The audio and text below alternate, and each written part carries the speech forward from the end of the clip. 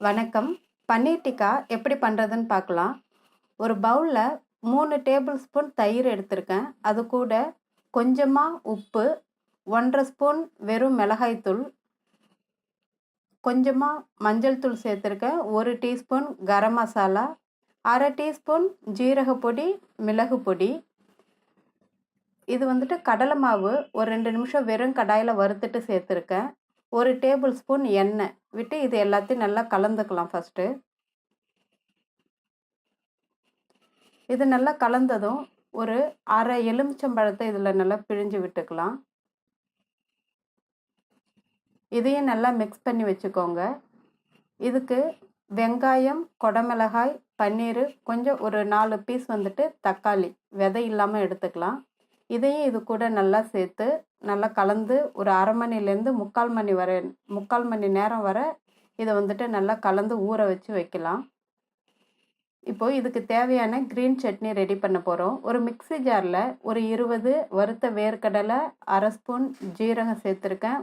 காரத்துக்காக 2 மிளகாய் இல்லாட்டி 3 மிளகாய், ஒரு துண்டு இஞ்சி, ஒரு கைப்பிடி அளவு புதினா, 2 கைப்பிடி அளவு கொத்தமல்லி.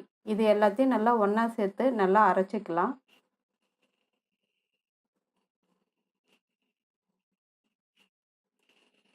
இது கூட கொஞ்சமாக உப்பு சேர்த்துக்கிறேன். ஒரு 1/2 டீஸ்பூன் போல் உப்பு சேர்த்துருக்கேன் டேஸ்ட்டுக்காக. ஒரு பாதி லெமன் பிழிஞ்சு விடுறேன். இது தயிர் ஒரு 4 டேபிள் ஸ்பூன் சேர்த்துக்கலாம். நல்லா புளிப்பாக நல்லாயிருக்கும். இப்போது பன்னீர் டிக்காவுக்கு தேவையான க்ரீன் சட்னி ரெடி ஆகிடுச்சு.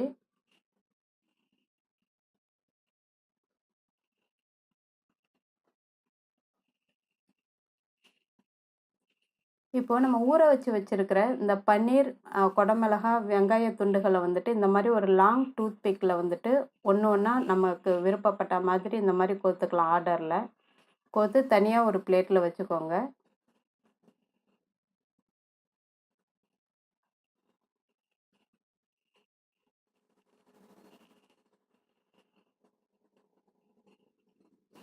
இப்போது இதை பொரிக்கலாம்.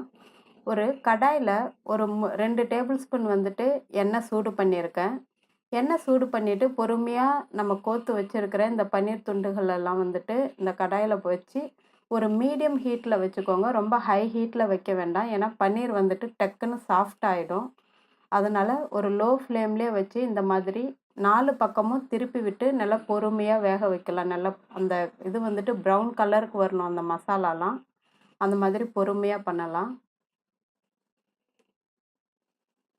இப்போது எல்லா பக்கமும் நல்ல ப்ரௌன் கலருக்கு வந்துருச்சு. பன்னீர் டிக்கா ஈஸியாக தயாராகிடுச்சு. இதை உங்கள் வீட்லேயும் ட்ரை பண்ணி பாருங்கள். உங்கள் குழந்தைங்களுக்கும் இதை கொடுங்க. ரொம்ப விரும்பி சாப்பிடுவாங்க. இந்த சேனலை மறக்காமல் சப்ஸ்கிரைப் பண்ணுங்கள். நன்றி.